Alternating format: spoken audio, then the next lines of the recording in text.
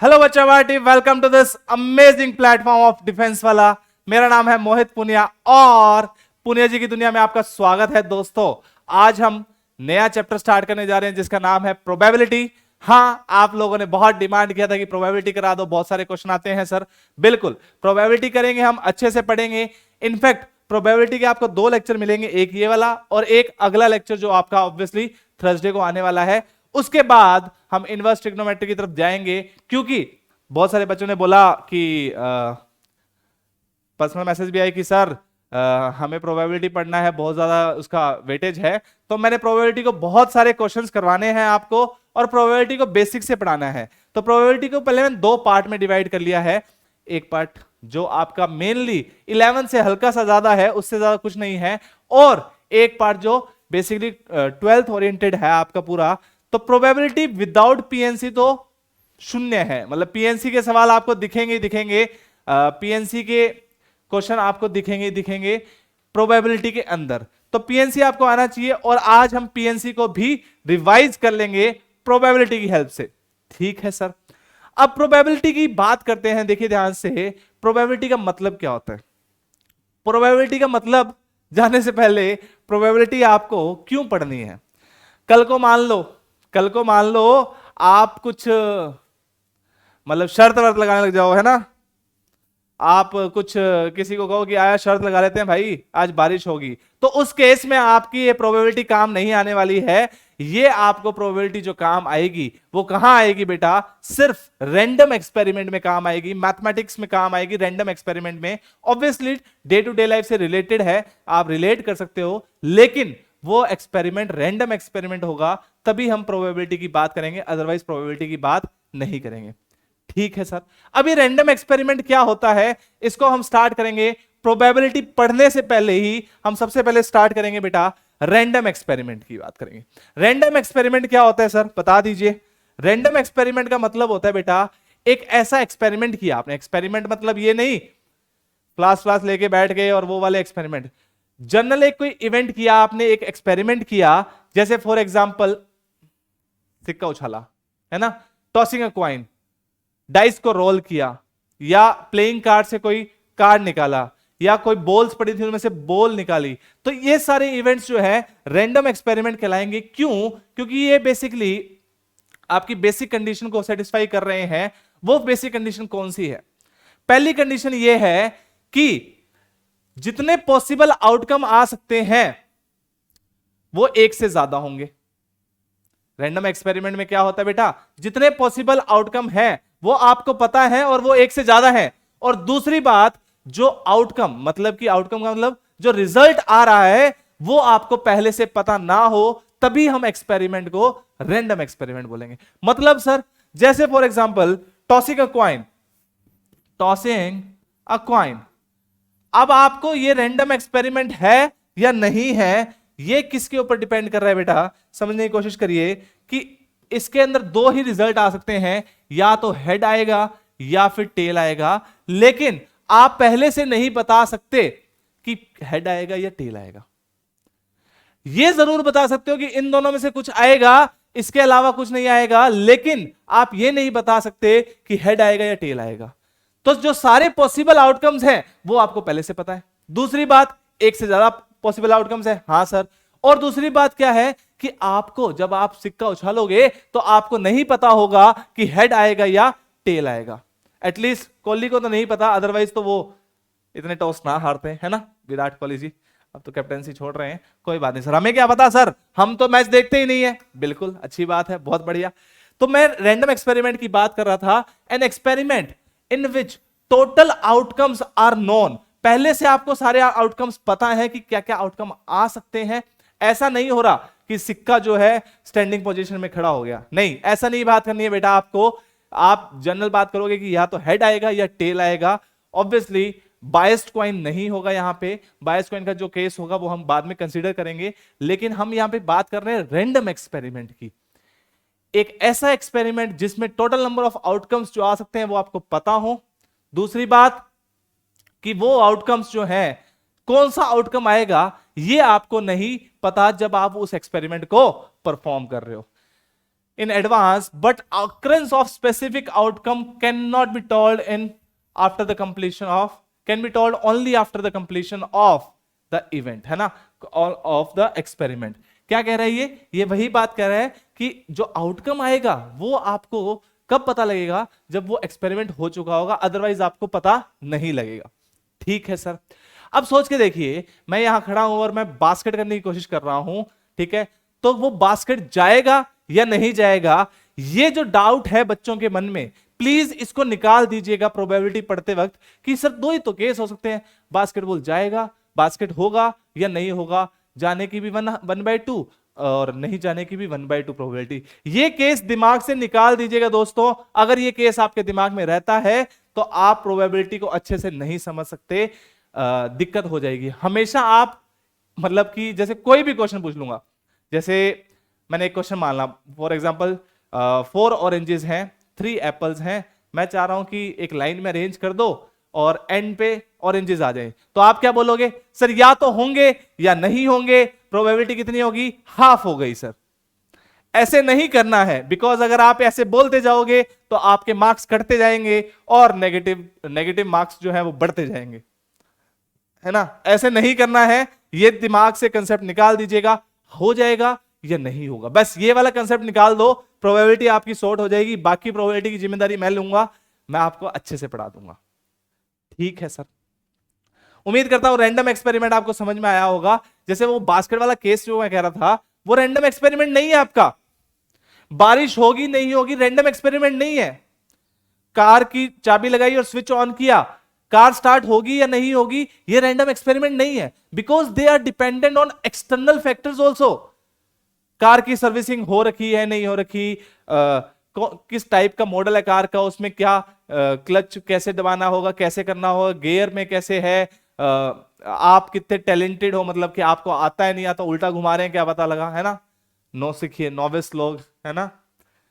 Novice, वाह sir, अंग्रेजी, गणित के मास्टर को अंग्रेजी, यस यस यस हमें आती है बेटा. आप भी बताइएगा नोविस का मतलब, ये बहुत बेसिक है, ये तो आते होंगे आपके ना, ऐसे वो कैब में पूछते होंगे, है ना. तो बेसिक सा था, एक दिन पहले भी मैंने समझाई थी, सरकमस्पेक्ट वगैरह वगैरह, रूट वर्ड से जो आप लोग सीख रहे हो आजकल, पूरी नजर है हमारी, है ना, हम भी सीखते हैं साथ साथ. अरे नहीं सर, हमने अपने जमाने में पढ़ी हुई है बेटा. ठीक है sir. Coming back to probability, तो हम कह रहे थे कि वो जो चाबी है वो जाएगी नहीं जाएगी, स्टार्ट होगी नहीं होगी, वो एक रैंडम एक्सपेरिमेंट नहीं है. जैसे बास्केट जो थ्रो किया आपने बेटा, वो एक रैंडम एक्सपेरिमेंट नहीं है, क्योंकि that also depend on the skill of the player. अब मेरे जैसा कोई नॉविस प्लेयर है तो वो तो उसका तो हो लिया, है ना. और कुछ एक बहुत ही टैलेंटेड प्लेयर है जिसके 9 आउट ऑफ 10 टाइम्स जाते ही जाते हैं शॉट्स, तो उसके केस में प्रोबेबिलिटी अलग हो जाएगी, मेरे केस में अलग हो जाएगी, आपके केस में तो भूल ही जाओ सर, है ना. आपके केस में तो भूल ही जाते हैं. क्यों सर? अरे आप तो पढ़ाई पे ध्यान दे रहे हो ना, अभी खेलने की ध्यान बातें बाद में करेंगे. हाँ बिल्कुल सर. अब क्रिकेट में आ जाते हैं, कैच होगा नहीं होगा, इसकी प्रोबेबिलिटी आप हाफ बोलोगे तो फिर दिक्कत है. It is not a random experiment. आप समझिए इस चीज को, ये रैंडम एक्सपेरिमेंट नहीं है. लेकिन डाइस को रोल किया, ये एक रैंडम एक्सपेरिमेंट है, क्योंकि आपको आउटकम्स पहले से पता है क्या क्या आ सकते हैं. और अगर डाइस रोल कर रहे हो तो आप तुक्काफिकेशन भले ही कर सकते हो कि 6 आएगा, अदरवाइज कुछ भी आ सकता है, आप इवेंट कंप्लीट होने से पहले नहीं बता सकते.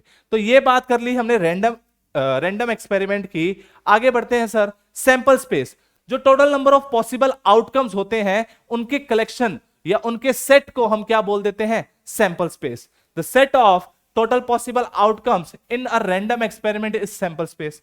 जैसे टॉसिंग 2 कॉइन्स, 2 कॉइन को टॉस कर रहे हैं, तो head head, head tail, tail head, tail tail, 4 ही इवेंट आ सकते हैं और 4 इवेंट ही आपका क्या होगा बेटा, सैंपल स्पेस हो जाएगा. ऑब्वियस सी बात है.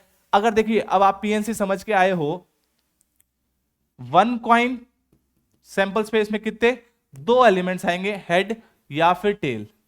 अब 2 कॉइन होंगे बच्चे तो कितने आ जाएंगे, आपने देखा 4 आगे, head head, head tail, tail head, tail tell.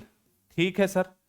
Then 3 coins, तो 3 कॉइन्स में कितने आ जाएंगे बेटा, कहना इसे 8 आ जाएंगे. और वो लिखने कैसे लिखोगे बेटा, आप ऐसे लिख सकते हो, हेड हेड हेड.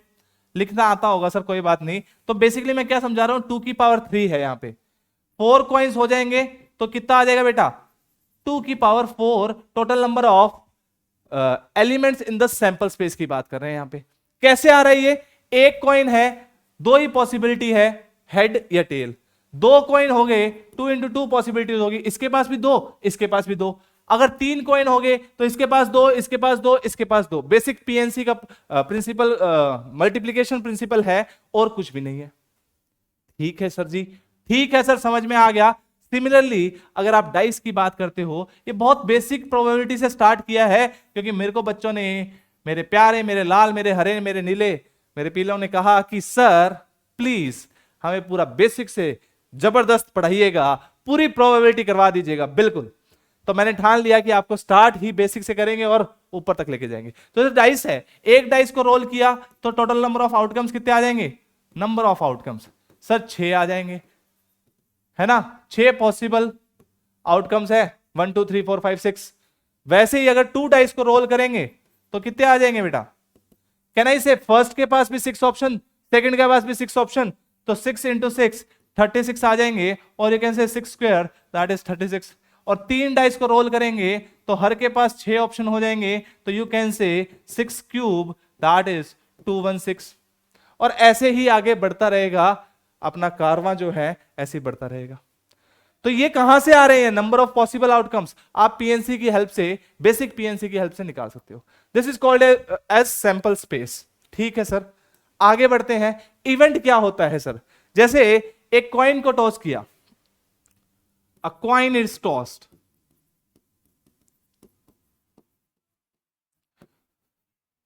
तो getting a head is an event. कैसे सर, देखो इवेंट क्या होता है, इवेंट कुछ नहीं है, एक सैंपल स्पेस का सबसेट होता है। जैसे आपने एक कॉइन को टॉस किया तो क्या आ सकता है बेटा, हेड या टेल। अब इसमें से एक पार्ट चूज किया मैंने, एक इवेंट लिखा, क्या getting a head is an event. बिल्कुल, कि सिर्फ हेड आना एक इवेंट कहलाएगा। क्यों कहलाएगा, क्योंकि वो एक सबसेट है किसका, सैंपल स्पेस का, जो आपने रैंडम एक्सपेरिमेंट परफॉर्म किया। अगर हम बात करें गेटिंग अ हेड और टेल, ये भी एक इवेंट है सर, ये भी एक इवेंट है। हेड आ जाए चाहे टेल आ जाए, चाहे वो इन दोनों को कवर कर रहा है, उससे कोई मतलब नहीं है, लेकिन सबसेट तो हो गई। ऑब्वियस ही बात है सर, सबसेट पढ़ के आए हैं हम सेट्स चैप्टर में, तो वहां से हम रिलेट कर सकते हैं। Getting a tail is also an event, तो आप ऐसे इवेंट को एसोसिएट कर सकते हो, कोई प्रॉब्लम नहीं है। तो इवेंट का मतलब क्या हो गया, any subset of sample space, any subset of sample space is called as an event. ठीक है सर, आगे बढ़ते हैं sir. Equally likely events, equally likely as the name suggest, सबके होने के चांसेस, प्रोबेबिलिटी बराबर हो, उन इवेंट्स को हम बोलते हैं इक्वली लाइकली इवेंट्स। जैसे sir 2 or more events are equally likely if none of them is biased over the other। biased का मतलब क्या होता है, हाँ भाई, झुकाव होना, मतलब किसी की तरफ बायस्ड होना, किसी की तरफ बायस्ड होना, किसी की तरफ झुकाव होना उसका, वो उसके लिए थोड़ा सा पार्शियल है, उसी को हम क्या बोल रहे हैं, बायस्ड बोल रहे हैं। ठीक है सर, ये क्या कह रहा है कि 2 or more events are equally likely if none of them is biased over the other, मतलब सबके होने की प्रोबेबिलिटी क्या है, बराबर है। जैसे मान लो a dice is rolled, a dice is rolled, तो अगर इवेंट इवन लिखूं बेटा मैं, getting an even number, and एक लिखूं बेटा मैं, E2 लिखूं, getting an odd number, odd number मिले या इवन नंबर मिले सर, तो ये जो इवेंट्स हैं ये क्या हैं, इन दोनों के, गेटिंग एन इवन नंबर 2 4 6 आ सकता है, डाइस इज रोल्ड।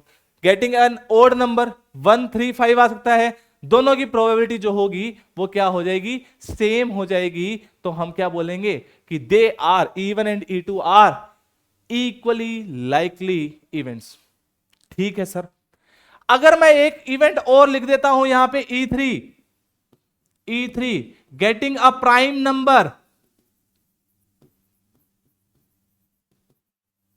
तो क्या अभी भी E1 E2 E3 तीनों इक्वली लाइकली है क्या? सर इस केस में क्या आएगा? 2 आ सकता है, 3 आ सकता है, 5 आ सकता है। अभी भी ये तीनों इवेंट्स क्या हैं? इक्वली लाइकली इवेंट्स हैं। कोई दिक्कत नहीं है सर, ठीक है सर, आगे बढ़िए आप। Equally likely as the name suggest कि लाइकली होने के चांसेस जो हैं वो क्या हैं? बराबर हैं sir. Next is mutually exclusive events. Mutually exclusive events का मतलब क्या होता है? In random experiment 2 or more events are called as mutually exclusive if occurrence of one event rules out the possibility of occurrence of other event। अब देखिए बच्चा इसमें और एग्जॉस्टिव इवेंट्स में बहुत कंफ्यूज होता है। क्या कह रहा है कि एक म्यूचुअली एक्सक्लूसिव, जैसे आप देखते हो कि this movie is exclusively on Amazon prime, ऐसे बोलते हैं ना, या this movie is exclusively on this, या ऐसे कि शक्ति batch is exclusively only on PW app, ऐसे बोलते हैं हम। तो एक्सक्लूसिव, म्यूचुअली एक्सक्लूसिव मतलब एक्सक्लूसिव का मतलब क्या है? इकलौते वही, है ना। जैसे कोई मूवी होगी, एग्जांपल दिया, शक्ति बैच का एग्जांपल दिया, PGF is exclusively in physics वाला, तो आप क्या समझ रहे हो कि ये जो इवेंट है वो उनके ही है। तो इससे आप रिलेट करके समझिए कि ये इवेंट उनके हैं तो उनसे कहीं और किसी के नहीं हो सकते। बिल्कुल सही बात है सर। तो अब देखिए ध्यान से, अब इसको अगर प्रोबेबिलिटी या इवेंट्स में अप्लाई करें तो अगर एक इवेंट हो जाए तो कतई उम्मीद ही नहीं है कि दूसरा इवेंट हो सके। उन दोनों इवेंट को बोलते हैं म्यूचुअली एक्सक्लूसिव इवेंट्स। मतलब सर एग्जांपल समझाइए। मान लो एक रैंडम एक्सपेरिमेंट किया, बार बार सिक्का उछाल रहे हैं, अ कॉइन इज टॉस्ड, सिक्का उछाला भैया, और उनमें इवन इवेंट लिखा हेड आना, है ना, और E2 इवेंट लिखा टेल आना। ठीक है बच्चा। तो अगर इवन हो गया तो E2 के होने के चांस ही नहीं है, और अगर E2 हो गया तो इवन के होने के चांस नहीं है। तो we can say even and E2 are mutually exclusive events. एक और एग्जांपल ले लीजिए, देखिए ध्यान से, सेम वही डाइस को रोल कर रहे हैं, डाइस इज रोल्ड। अभी आप समझ रहे हो ना चीजें। अभी मैं आपको और भी म्यूचुअली एक्सक्लूसिव नहीं है उस केस का भी बताऊंगा। इवन बताया बेटा, क्या बोला? अ प्राइम नंबर, एक प्राइम नंबर है, ठीक है सर। E2 क्या है? An odd number. और E3 क्या है सर? E3 है, let us assume, an even number. तो क्या ये E1 E2 E3 mutually exclusive है क्या? नहीं, नहीं सर नहीं, क्योंकि अगर प्राइम नंबर हो गया तो E2 भी हो सकता है और E3 भी हो सकता है। तो E1 जो है म्यूचुअली एक्सक्लूसिव नहीं है E2 E3 के, है ना, E2 E3 के। लेकिन अगर हम बात करें E2 एंड E3,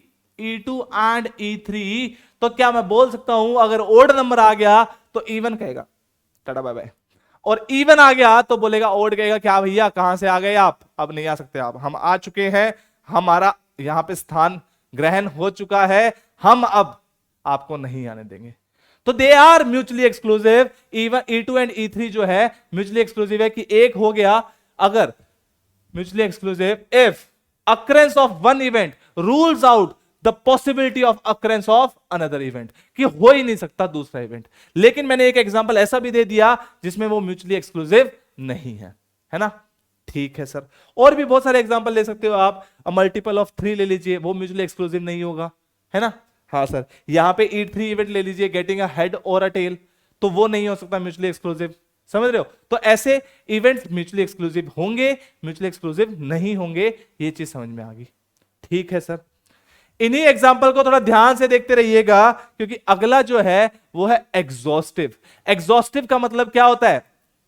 जैसे मान लो आपने आज सुबह स्टार्ट किया, पढ़ाई स्टार्ट की, पहले आपने पिछला वीडियो देखा, फिर आप बहुत सारे क्वेश्चंस लगाए, फिर अब ये वीडियो देखोगे, फिर बहुत सारे क्वेश्चन लगाओगे, और बीच में सर इंग्लिश की क्लास थी तो टाइगर जिंदा है सर, तो बहुत सारे बहुत सारे पढ़ाई की आपने, और शाम को जब आप सोने गए तो आप बोले कि सर मैं तो एग्जॉस्ट हो गया पूरा, है ना, आज पढ़ पढ़ के एग्जॉस्ट हो गया। हाँ बिल्कुल, एग्जॉस्टिव इवेंट भी वैसे ही रिलेट करिएगा कि अगर एक रैंडम एक्सपेरिमेंट है, दो या उससे ज्यादा events are said to be exhaustive if one of them is sure to occur on performing the experiment. मतलब क्या हुआ, देखिए कितना डीप मीनिंग है कि कम से कम उनमें से एक इवेंट तो होगा ही जी, होगा। मतलब उन सारे इवेंट्स को मिला दें तो वो सैंपल स्पेस बनाएगा। उन सारे इवेंट्स को अगर साथ कर लें, साथ ले आए, तो वो क्या बोलेगा कि वो सैंपल स्पेस बना देगा। जैसे अभी मैं एग्जांपल ले रहा था बेटा, ये वाला coin toss E1 and E2, ये म्यूचुअली एक्सक्लूसिव तो है ही है, एग्जॉस्टिव भी है। अगर दोनों को मान लो कॉइन को टॉस करेंगे तो इन दोनों में से एक इवेंट तो होके ही रहेगा, ये होके ही रहेगा। इन दोनों में से भी इन तीनों में से भी एक इवेंट होके ही रहेगा, चाहे आप कुछ भी कर लीजिए। मतलब अगर मान लो सिर्फ ये दो की बात करो तो ये भी हो जाएगा, E1 E2 E3 की बात करो, इन तीनों में से एक ये इवेंट तो होके ही रहेगा, चाहे कुछ भी कर लो जब आप डाइस रोल कर रहे हो। तो उन केसेस में हम क्या बोल रहे हैं, हम क्या बोल रहे हैं कि they are exhaustive, they are exhaustive events, कि वो अगर साथ मिला दें तो वो सैंपल स्पेस बना रहा है। तो I hope so. Equally likely, बहुत इंपॉर्टेंट, तीन इंपॉर्टेंट टर्म्स होती हैं ये, equally likely, mutually exclusive, exhaustive. इनके ऊपर क्वेश्चन अच्छे खासे देखने को मिलेंगे आपको, क्योंकि इसी से थोड़ा सा अगर कंसेप्ट समझ में नहीं आता है तो फिर दिक्कत हो जाती है। इन्हीं के ऊपर आगे क्वेश्चन भी देखने को मिलेंगे। आज आगे बात करते हैं बेटा, odds in favour and odds in against of an event. उससे पहले देखिएगा ध्यान से एक छोटी सी बात, श्योर इवेंट क्या होता है? श्योर इवेंट, श्योर इवेंट एक ऐसा इवेंट होता है जिसकी प्रोबेबिलिटी होने की कितनी हो, 1 हो जाए। उस प्रोबेबिलिटी अगर 1 हो जाती है तो हम बोलते हैं श्योर इवेंट है। और इम्पॉसिबल इवेंट कौन सा होता है? इम्पॉसिबल इवेंट्स हो जाते हैं, इम्पॉसिबल इवेंट क्या होगा बेटा? इम्पॉसिबल इवेंट जिसकी प्रोबेबिलिटी क्या हो, 0 हो। अब एक चीज समझिए, अब एक चीज समझिए, 2-3 इवेंट जो इंपॉर्टेंट पॉइंट है मैं यहां पे मेंशन कर देता हूं आपको। अच्छा इसका एग्जांपल दे दो सर, इम्पॉसिबल इवेंट का एग्जांपल देखिए ध्यान से। A coin is tossed, again sir, again छोड़ो, a coin is tossed, example दे रहा हूं बेटा, अ कॉइन इज टॉस्ड, ठीक है सर। और इसमें आपको क्या आ रहा है बेटा? And even is getting an odd number, getting an odd number। तो सर ये तो सर क्या हो गया, ये तो आपने गलत लिख दिया, दो क्वेश्चन को मिक्स कर दिया, सिक्का उछाल रहे हो और नंबर ओड चाह रहे हो। हाँ बिल्कुल, ये एक इम्पॉसिबल इवेंट है। इवन इज इम्पॉसिबल, क्योंकि कभी भी अगर सिक्का उछालेंगे तो उस केस में कभी भी ओड नंबर नहीं आएगा, हेड और टेल में से कोई आएगा। तो we can say this is an impossible event, impossible event. तो इसकी प्रोबेबिलिटी क्या हो जाएगी? 0 हो जाएगी सर, कोई दिक्कत नहीं है। अब देखिए ध्यान से, थर्ड इंपॉर्टेंट बात, प्रोबेबिलिटी। प्रोबेबिलिटी आपको पता है कि बेसिक प्रोबेबिलिटी की डेफिनेशन क्या कहती है? क्या कहती है कि प्रोबेबिलिटी की वैल्यू किसके बराबर होगी? Number of outcomes in favour upon total number of outcomes. यही तो मतलब हुआ sir, total number of outcomes. हाँ सर बिल्कुल सही बात है, यही आपको डेफिनेशन कंसीडर करनी है, दूसरी डेफिनेशन कंसीडर नहीं करनी है। आप यही मानिए कि number of outcomes in favour upon total number of outcomes is probability of that event. बिल्कुल सही बात है सर। अब देखिए ध्यान से, जो number of outcomes in favour होंगे, number of outcomes in favour, let us assume उनको नाम दे दिया n of e, event E1 के फेवर में n ऑफ e। क्या मैं बोल सकता हूं ये हमेशा लेस देन इक्वल टू होंगे total number of outcomes? Late us assume total number of outcomes n मान लेते हैं, या हाँ, total number of outcomes n मान लिया सैंपल स्पेस में, या n ऑफ s मान लेते हैं, सैंपल स्पेस में जो आउटकम होंगे n ऑफ s से हमेशा कम ही होंगे। ठीक है सर, और ये जो वैल्यू है ये वैल्यू शून्य से बड़ी होगी हमेशा। कौन सी सर? कि इवेंट जो E1 के फेवर में जो आउटकम्स हैं वो 0 से बराबर हो सकती है या फिर उसके बड़ी ही होगी, लेकिन number of elements in sample space जो है उससे छोटी या उसके बराबर ही होगी। तो basically n of E lies between 0 to n of s, दोनों इंक्लूड करके। बिल्कुल सही बात है सर। और अगर मैं दोनों को तीनों साइड n ऑफ s से डिवाइड कर दूं सर, n ऑफ s से डिवाइड कर दूं सर, n ऑफ s से डिवाइड कर दूं, तो बेसिकली मुझे क्या मिला? यहां तो बेटा जीरो नील बट्टे सन्नाटा है, जीरो बन गया। और यहां हम बात करें, ये आपको ऊपर वाली डेफिनेशन ही बता रहा है। ये क्या बता रहा है कि सर ये डेफिनेशन ही तो है। किसकी डेफिनेशन है सर? प्रोबेबिलिटी की। तो इसको प्रोबेबिलिटी ऑफ E1 बोल सकते हैं। Is less than equal to, is less than equal to किससे भैया? ये क्या है सर? ये तो 1 है। तो हमेशा ध्यान रखिएगा कि प्रोबेबिलिटी जो होती है वो 0 से 1 के बीच में लाई करेगी सर। और इसको डब्बे में बंद कर देंगे, चलो ठीक है रख देते हैं। और कभी नेगेटिव नहीं होगी। नेगेटिव होने का तो मतलब ही नहीं है। मतलब सोचो किसी की प्रोबेबिलिटी नेगेटिव है, कैसा शापित सा बयान दे रहे हो सर आप, किसी की प्रोबेबिलिटी नेगेटिव है, ऐसा हो ही नहीं सकता। किसी की प्रोबेबिलिटी 5 है, ऐसा भी नहीं हो पाएगा। ऑब्वियस ही बात है, जो सैंपल स्पेस है उसके अंदर से ही तो आउटकम आएंगे फेवर में। अगर वो उससे ज्यादा कैसे हो सकते हैं? कैसी बात करते हो दोस्तों, है ना? तो ये इंपॉर्टेंट पॉइंट क्या है? प्रोबेबिलिटी जो है वो लाई करती है 0 से 1 के बीच में। श्योर इवेंट की बात कर ली, इम्पॉसिबल इवेंट की बात कर ली, प्रोबेबिलिटी की बात कर ली, और प्रोबेबिलिटी की रेंज की डिसाइड कर लिया कि 0 से 1 के बीच में है। सर ये तो हमें पता था। आगे देखिए ध्यान से, odds in favour and odds in against. Odds in favour का मतलब क्या है? कि वो क्या कह रहा है कि m plus n plus p equally likely mutually exclusive and exhaustive sample space के पॉइंट्स हैं। पॉइंट्स मतलब एलिमेंट्स हैं, ऐसा समझ लीजिए आप। जैसे 4 हैं, 2 कॉइन टॉस कर रहे हैं तो उस केस का वैसा।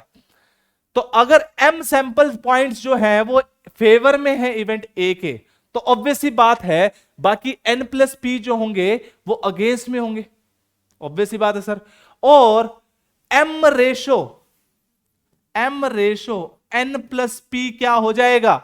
Is called as odds in favour. इसको हम क्या बोलेंगे बेटा? इसको हम बोलेंगे ऑड्स इन फेवर। बहुत बेसिक सी डेफिनेशन है odds in favour.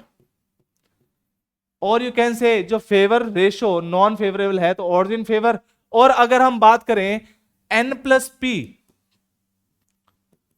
Ratio m, तो ये क्या आ जाएगा? Odds in against, odds in against of the event, है ना? ये क्या आ जाएंगे? Odds in against of that event A. यहां से अगर आपको ये दिया होता है, अगर आपको ये दिया होता है या ये दे रखा होता है, तो आप उस केस में प्रोबेबिलिटी निकाल सकते हो। कैसे? प्रोबेबिलिटी जैसे ऑड्स इन फेवर ऑफ ए लिख दूं यहां पे, और यहां पे भी ए लिख देता हूं, तो प्रोबेबिलिटी ऑफ ए कितनी हो जाएगी बेटा? प्रोबेबिलिटी ऑफ ए क्या कहता है? फेवरेबल इवेंट्स कितने हैं sir? m upon total number of possible outcomes, वो कितने हैं? m plus n plus p। तो ये आपको क्या दे देगा? प्रोबेबिलिटी दे देगा। बेसिक सी डेफिनेशन है, कोई दिक्कत नहीं है। और अगर यहां बात करें probability of not of A, complement of A, जो आगे हम समझेंगे, वो यहां से आपको मिल जाएगी, कोई दिक्कत नहीं। यहां से आपको ये भी मिल जाएगा। आप समझदार लोग हो, m upon m plus n plus p लिखना है, बहुत सिंपल डेफिनेशन होगी। इसके ऊपर क्वेश्चन पूछा गया है इसलिए ये बताया आपको। Odds in favour, odds in against और probability of A. Independent events, independent का मतलब जैसे बच्चे बड़े हो जाते हैं तो बोल देते हैं वी आर इंडिपेंडेंट नाउ, है ना? क्या बोलते हैं? We are independent now. और फिर बहुत ही, चलो छोड़ो। तो इंडिपेंडेंट इवेंट्स का मतलब क्या हुआ दोस्तों? कि अगर दो इवेंट्स एक दूसरे के ऊपर डिपेंडेंट नहीं है तो उनको हम इंडिपेंडेंट बोलेंगे। वाह सर, वाह वाह वाह, क्या डेफिनेशन बताइए आपने, है ना? कि इंग्लिश को आपने हिंदी में करके बता दिया और कह रहे हो वाह सर वाह। अरे बेटा, मैं कहना क्या चाहता हूं, मैं ये बताना चाहता हूं आपको कि अगर किसी इवेंट के ए के होने के चांसेस या ना होने के चांसेस किसी दूसरे इवेंट बी के ऊपर डिपेंड ना करे, उससे इफेक्ट ना हो, तो हम बोल देते हैं कि इवेंट्स क्या है, इंडिपेंडेंट है. We can say two events A and B are independent events if the happening और non happening of A does not affects the happening or non happening of other. मतलब एक इवेंट हुआ उसकी वजह से दूसरा इवेंट हो रहा है या नहीं हो रहा है, उसके ऊपर इफेक्ट ना पड़े, तब तो हम बोल देंगे वो इंडिपेंडेंट इवेंट्स है. अगर फर्क पड़ रहा है तब हम बोलेंगे दे आर डिपेंडेंट इवेंट्स. जैसे देखिए ध्यान से, एग्जाम्पल देखिएगा ध्यान से, कोई प्यारा सा एग्जाम्पल बनाते हैं इसका. अ कॉइन इज टॉस्ड, वापस से अरे एक कॉइन और इसको पीछे पड़ जाते हैं. अ कॉइन इज टॉस्ड, ये तो पीएनसी का भला है जो थोड़े बहुत कमिटी वमिटी के क्वेश्चन आ जाते हैं, थोड़े मंकी वंकी के क्वेश्चन आ जाते हैं. अदरवाइज तो ये कॉइन, उसके बाद डाइस, उसके बाद फिर वो मैंगो ऑरेंजेस, इनके अंदर ही खेलते. ये तो पीएनसी की भलाई है जो ये मैंगो ऑरेंजेस ले आए यहाँ पे, तो थोड़ा सा हरा भरा चैप्टर हो गया. अदरवाइज तो ये कॉइन, डाइस और कार्ड्स के ऊपर खेलते रहते. अ coin is tossed and a dice is rolled, है ना. एक इवेंट लिखा बेटा, even getting a head on coin, getting head on coin. And E2 event क्या लिखा बेटा, E2 इवेंट लिखा getting a prime number on dice. तो कहना इसे कि अगर इवन हो तो E2 के ऊपर कोई फर्क नहीं पड़ रहा, और अगर इवन ना हो तो भी E2 के ऊपर कोई फर्क नहीं पड़ रहा. तो ये दोनों इवेंट्स जो हैं वो क्या कहलाएंगे, इंडिपेंडेंट इवेंट्स कहलाएंगे. आगे हम समझेंगे इसको प्रूव कैसे करते हैं, वो भी मैं आपको बताऊंगा कि इनकी डिपेंडेंसी का क्या फर्क पड़ता है, वो भी आपको बताऊंगा. ठीक है सर. अब देखिए ध्यान से, एक एग्जांपल ऐसा भी ले लीजिए. ये तो इंडिपेंडेंट इवेंट्स का एग्जांपल हो गया सर. ये दोनों इवेंट्स कौन से हो गए, ये दोनों इवेंट्स तो हो गए sir independent events. Independent events. चलो अब अगर हम बात करें सर, एक और एग्जांपल लेते हैं. यहां पे देखिएगा ध्यान से, एक एग्जांपल ले लेते हैं. इसमें क्या लिखा हुआ है बेटा कि अ बैग कंटेन्स, या अ पैक ऑफ 52, चलो बैग कंटेन्स 10 बॉल्स. क्या है, 10 balls numbered 1 to 10. 2 balls are randomly picked. 2 balls are randomly picked one by one.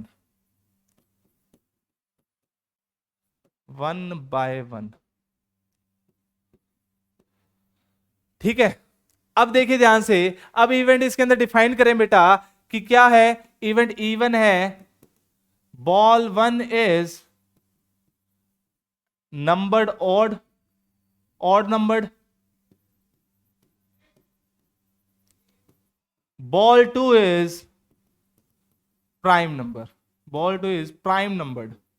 अब देखिए ध्यान से, ये दोनों जो इवेंट आए बच्चे, हो क्या रहा है कि अगर तो आप इवन को निकालते हो, for example ball is odd number, तो आप 1 आ सकता है, 3 आ सकता है, 5 आ सकता है, 7 आ सकता है, 9 आ सकता है.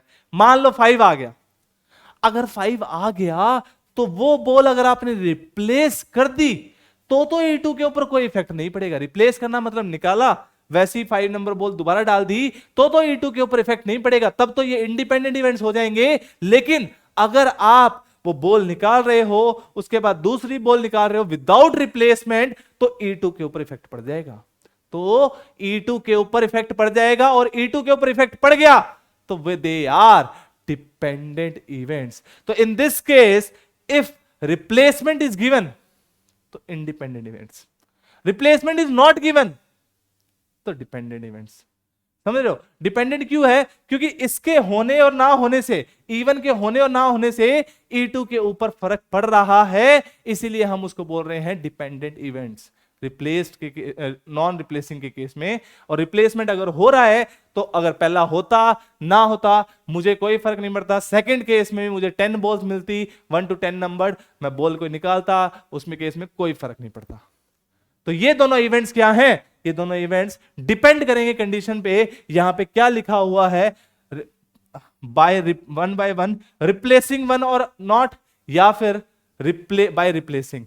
अगर रिप्लेसिंग है और या रिप्लेसमेंट नहीं है तो हम बात करेंगे कि क्या क्या हो रहा है, ये समझेंगे कि अगर रिप्लेसमेंट हो रहा है या नहीं हो रहा है तो डिपेंडेंट है या नहीं है। वो किस केस के ऊपर डिपेंड कर रहा है? रिप्लेसमेंट के ऊपर। तो ये एग्जांपल आपका किसका हो जाएगा? नॉन रिप्लेसमेंट के केस में ये डिपेंडेंट इवेंट्स हो जाएंगे और रिप्लेसमेंट के केस में ये इंडिपेंडेंट इवेंट्स हो जाएंगे। तो ये दो प्यारे से एग्जांपल आपके लिए। नेक्स्ट देखिएगा ध्यान से, complement of an event. Complement का मतलब क्या है कि अगर एक इवेंट हो रहा है ए, तो उसके ना होने की बात क्या कर रहे हैं? एक कॉम्प्लीमेंट ए बार और ए डैश और ए सी से रिप्रेजेंट किया जाता है। क्या है कि अगर एक सेट है A, the complement of event A is denoted by A dash A bar A C is the set of all the sample points जिसमें ए नहीं हो रहा होगा of the space other than the sample points in A. मतलब कि ए के अलावा बाकी सारे इवेंट्स। ये केस बहुत इंपॉर्टेंट है। किस केस में?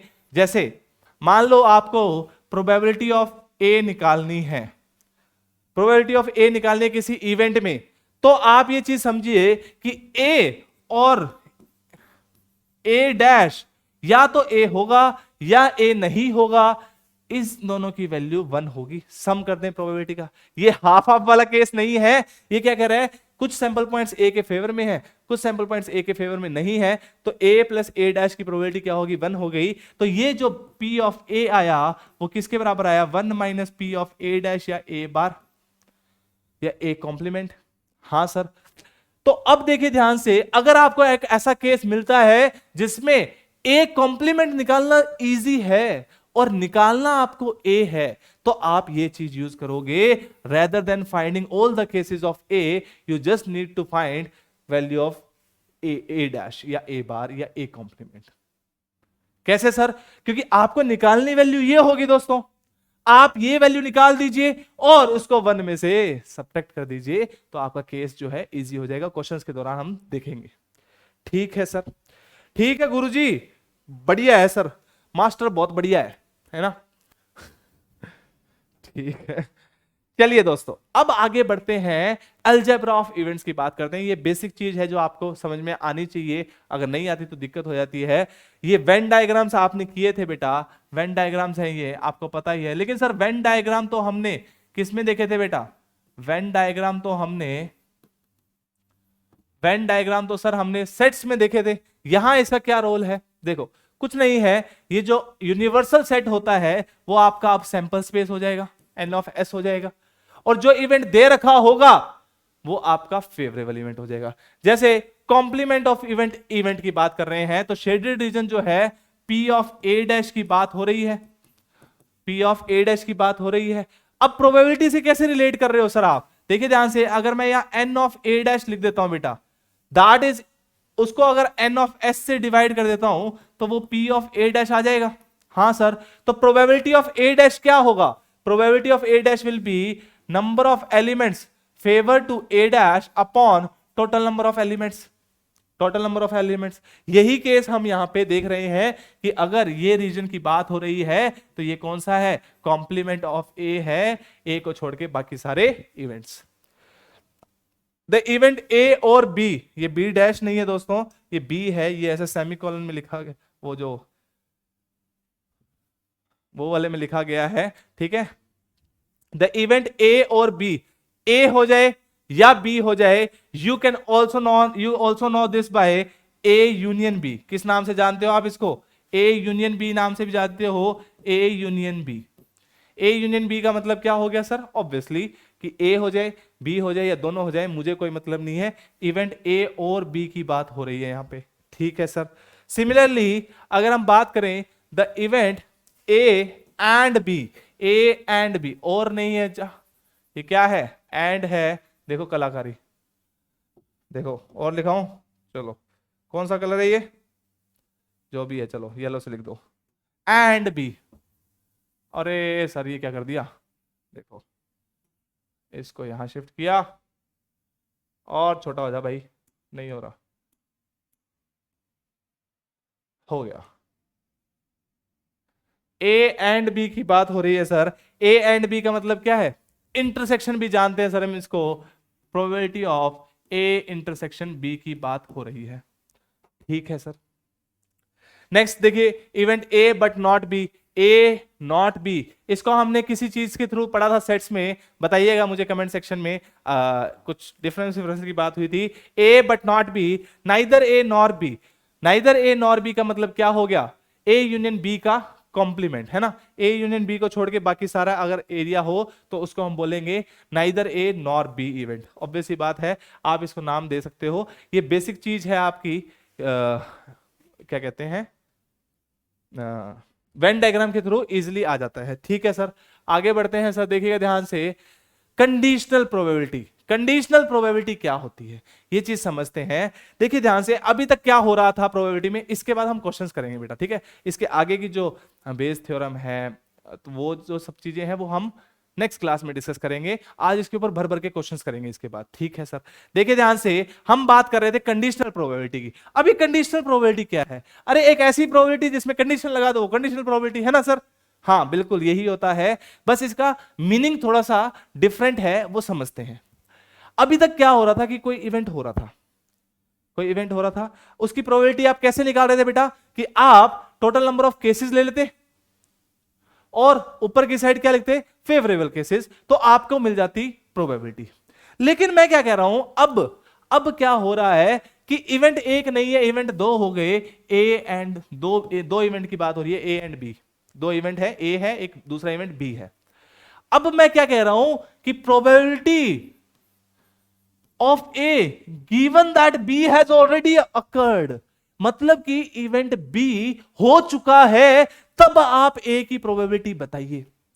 सर ये क्या मतलब हुआ? ऐसे थोड़ी ना होता है, ऐसे थोड़ी ना बता सकते हैं हम। नहीं, समझिए चीज। वो क्या कह रहा है कि कोई इवेंट होगा ए, कोई इवेंट होगा बी, एग्जांपल लेंगे अभी। इवेंट होगा ए, इवेंट होगा बी, ये हो चुका है, उसने पहले ही बोल दिया ये हो चुका है, ये हो चुका है, तो आप क्या बोलोगे? इसकी प्रोबेबिलिटी बताओ। तो अब इस केस में आपका जो सैंपल स्पेस होगा, जो सैंपल स्पेस होगा वो रिड्यूस हो जाएगा। इन दिस केस, यहां लिख लीजिएगा अगर किसी को भूल जाएगा तो, in this case sample space gate reduced.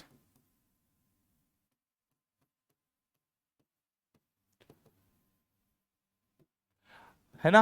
अच्छा, रिड्यूस का मतलब ऐसा नहीं है कि हमेशा रिड्यूस होता होगा। हो सकता है कि बी ऐसा इवेंट है जिससे सारे फेवरेबल केसेस आ जाए, तो आप बोल दोगे कि बी तो सैंपल स्पेस के बराबर आ गया। ऐसा आपको क्या करना है, आपको समझाने की कोशिश क्या कर रहा हूं कि देखिए ध्यान से, इवेंट ए होने के चांसेस, क्या चांसेस हैं इवेंट ए होने के? जब आपको पता लग गया कि भाई साहब बी हो चुका है। क्या हो चुका है? बी इवेंट तो हो चुका है, तब ए के होने के चांसेस बताइए। उस केस में हम बोलते हैं कि कंडीशनल प्रोबेबिलिटी का हमें रोल आएगा। अब उस केस में क्या हो रहा है, अब सोच के देखिए। ठीक है, इवेंट ए है, मान लो एक डाइस को रोल किया था, गेटिंग अ प्राइम नंबर,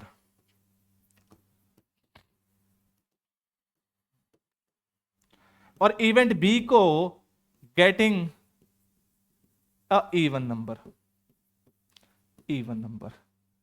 अब देखिए ध्यान से, आपको मैं क्या समझा रहा हूं, मैं ये चीज समझाने की कोशिश कर रहा हूं कि वो क्या कह रहा है, फाइंड ए स्लैश बी। इसकी बात हो रही है कि बी इवेंट हो चुका है। अगर बी इवेंट हो चुका होगा तो कौन कौन से एलिमेंट्स आए हो सकते हैं? 2, 4, 6 के अलावा कुछ आ सकता है क्या? ऑब्वियसली डाइस को रोल किया है, एक डाइस इज रोल्ड, यहां पे लिख लीजिएगा डाइस इज रोल्ड। ठीक है, तो 2, 4, 6 के अलावा कुछ आ सकता है क्या? नहीं आ सकता, क्योंकि बी इवेंट हो चुका है। तो इन केस में आ रहा होगा कुछ। अब वो कह रहा है कि ए के होने के चांसेस बताओ। तो ए क्या था? ए था प्राइम नंबर, और प्राइम नंबर अब आप इसमें से प्राइम नंबर देखोगे रेदर देन सैंपल स्पेस में से। वही मैं आपको समझा रहा था कि सैंपल स्पेस क्या हो जाता है, रिड्यूस हो जाता है इस केस में, जब आप कंडीशनल प्रोबेबिलिटी की बात कर रहे हो। ठीक है सर, तो this can be written as, अगर इस केस की बात करें तो प्राइम नंबर कितना है बेटा? फेवरेबल कितना चांसेस है? 1 है। टोटल नंबर ऑफ केसेस कितने? 3 है। तो 1/3 इसकी प्रोबेबिलिटी आ गई। ठीक है सर, इसको एक और तरीके से भी समझ सकते हैं कि सर जो ये आपने 1 लिखा है ना, ये जो 1 लिखा है ये क्या है, ये एक्चुअल में ए इंटरसेक्शन बी है, कि ए भी हो गया और बी भी हो गया। ए इंटरसेक्शन बी है कौन सा, ये 1, क्योंकि सर इसके अंदर एलिमेंट्स कौन कौन से आने वाले थे, इसके अंदर एलिमेंट्स आने वाले थे बेटा 2 3 5, और इसके अंदर एलिमेंट्स आने वाले थे, क्या है, इवन नंबर ना, 2 4 6। तो इन दोनों का अगर कॉम्बिनेशन देखें, इन दोनों का इंटरसेक्शन देखें, तो वो कौन सा एलिमेंट आ रहा है, 2 आ रहा है। कितने एलिमेंट आ रहे हैं, एक ही एलिमेंट आ रहा है। तो ये जो 1 एलिमेंट आया होगा फेवरेबल केस, वो कौन सा आया होगा, वो 2 एलिमेंट आया होगा, एक ही फेवरेबल केस है। तो आप इस चीज को ये भी लिख सकते हो कि सर ये आपने P A इंटरसेक्शन B लिखा है divided by probability of B, probability of B। तो यहां से आपको A/B की बात करें, और यू कैन से the occurrence, the chances of occurrence, the probability of A given that B has already occurred is PA intersection B upon PB। या अगर हम बात करें P B/A की, तो B/A क्या हुआ, the probability of occurrence of event B given that, बताओ, given that A has already occurred, sir, A has already occurred, उसको हम PB upon A बोल रहे हैं। इस केस में क्या हो जाएगा सर, ये ही हो जाएगा A intersection B upon P of, obviously sir A की बात हो रही है कि A हो चुका है भैया, B के चांसेस बताइए। तो देखिए ध्यान से, A and B are two events associated with the random experiment, then PA/B is called as probability of occurrence of event A when B has already occurred। B has occurred या has already occurred, ऐसे भी लिख सकते हो, already पहले ही हो चुका है, पहले ही हो चुका है। And similarly PB upon A is the probability of occurrence of event B when A has already occurred। अब देखिए ध्यान से, दोनों से इंटरसेक्शन की वैल्यू क्या आ रही है वो देखते हैं। देखिए ध्यान से, नए पेज पे ले जाते हैं। P A/B की बात कर रहे थे, तो ये आ रहा था P A intersection B upon P of B। और अगर हम बात करें P B/A की, B/A की बात करें, तो we can say probability of occurrence of event A given that B given that A has already occurred, तो इसकी बात ये होगी। यहां से हम क्या निकाल सकते हैं, यहां से हम दोनों की वैल्यू निकाल रहे हैं, किस चीज की, PA इंटरसेक्शन B की। वो किसके बराबर आ रही है, ऊपर वाली साइड से देखें सर, तो वो किसके बराबर आ रही है, PA/B इंटू PB। और नीचे वाली साइड से देखें सर, तो ये क्या आ रहा है, PB/A into P of A। तो from here you can say कि PA intersection B is equal to PA/B into PB, and which is also equal to PB/A into P of A। और यही आपका कंडीशनल प्रोबेबिलिटी का result, product, जो भी आप लिखना चाहो, एक्चुअली मल्टीप्लिकेशन ऑफ प्रोबेबिलिटी का कंसेप्ट है ये, लेकिन आप इसको कंडीशनल प्रोबेबिलिटी में समझिए। यही चीज मैंने आपको यहां भी समझा रखी है। अब देखिए ध्यान से, अब देखिए ध्यान से, अब इंटरेस्टिंग चीज करते हैं। ये वाली लाइन जो है वो बहुत इंटरेस्टिंग है। इसके बाद बस क्वेश्चंस ही करने हैं हमें कि if A and B are independent events, A and B are independent events, then PB/A will be equal to P of B। अब ये क्या हो रहा है सर, ये तो कुछ गड़बड़ी हो गई। इंडिपेंडेंट इवेंट्स है मतलब कि B के होने या ना होने के चांसेस A के होने या ना होने के ऊपर डिपेंड नहीं कर रहे। तो कैन आई से कि PB जो होगा वही वैल्यू PB/A की होगी। बिल्कुल सही बात है सर। अगर ऐसा हो रहा है, अगर ऐसा हो रहा है, सोच के देखो, अब इंडिपेंडेंट इवेंट्स हो चुके हैं। कौन से इवेंट हो चुके हैं, इंडिपेंडेंट इवेंट्स हो चुके हैं सर। जैसे ही A and B are independent events. Independent का मतलब क्या हुआ सर, इंडिपेंडेंट का मतलब हुआ कि एक के होने या ना होने की वजह से दूसरे को इफेक्ट नहीं कर रहा। तो प्रोबेबिलिटी ऑफ B/A को मैं प्रोबेबिलिटी ऑफ B ही बोलूंगा, प्रोबेबिलिटी ऑफ B ही बोलूंगा। लेकिन सर बाय डेफिनेशन जाएं तो ये तो B intersection A upon P of A होगा। हाँ सर, और ये आपने बोल दिया पीबी के बराबर है, बिल्कुल सर। तो probability of A intersection B अगर पी ए इंटू पीबी के बराबर आ रही है तो वो इवेंट्स क्या होंगे दोस्तों? वो इवेंट्स इंडिपेंडेंट इवेंट्स होंगे। अगर ये कंडीशन ट्रू हो रही है sir, this is the condition for independent events. किसके लिए? इंडिपेंडेंट इवेंट्स के लिए ये कंडीशन आपके लिए ट्रू हो जाएगी। सो इफ वी से कि A and B are two independent events, then A intersection B will be P A into P B, और यही मैंने आपको लिख के दिया हुआ है। ठीक है दोस्तों, तो उम्मीद करते हैं कि अभी तक आपको सब कुछ समझ में आया होगा। हमने सैंपल स्पेस की बात की, हमने रैंडम एक्सपेरिमेंट की बात की, देन सैंपल पॉइंट्स की बात की, देन हमने इवेंट्स की बात की, उसके बाद mutually exclusive, equally likely, exhaustive की बात की, उसके बाद हमने इंडिपेंडेंट इवेंट्स की बात की, कॉम्प्लीमेंट की बात की, अलजेब्रा की बात की, अलजेब्रा की बात की सर, और उसके बाद हमने कंडीशनल प्रोबेबिलिटी देख ली कि भाई साहब एक का होने या ना होने के चांसेस दूसरे के ऊपर जब डिपेंड कर रहे हैं कि एक हो चुका है फिर दूसरे के होने के चांसेस बताइए, वो कंडीशनल प्रोबेबिलिटी में हमने सीखा। उससे हमने इंडिपेंडेंट इवेंट्स के केस भी देख लिए। तो आइए कुछ क्वेश्चन सॉल्व करते हैं बेटा, उसके बाद देखते हैं कि कैसे आपका क्वेश्चन देख सकते हैं। प्रीवियस ईयर क्वेश्चन इसके बाद करेंगे, पहले ये आपको जनरल प्रोबेबिलिटी के क्वेश्चन जो आपने कंसेप्ट आज पढ़ा है उसके ऊपर ही सॉल्व करते हैं। आइए देखिए ध्यान से क्या लिखा हुआ है, क्वेश्चन क्या लिखा हुआ है। बड़ा सा क्वेश्चन लग रहा है कि एक बुजुर्ग आदमी है, वो dialing a 7 digit telephone number and after having dialed 5 digits suddenly forgets the last 2 digit, मतलब लास्ट के 2 डिजिट वो भूल जाते हैं, but he remembered that the last 2 digits were different.